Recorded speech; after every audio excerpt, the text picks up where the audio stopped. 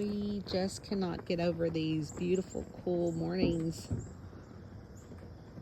here in August, though we know that they will soon be wrapping up and we'll have the dog days of summer around here.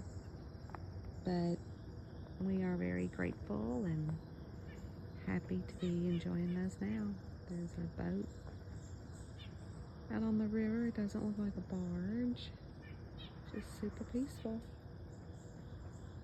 I do hear another barge coming out in the background from the left of us.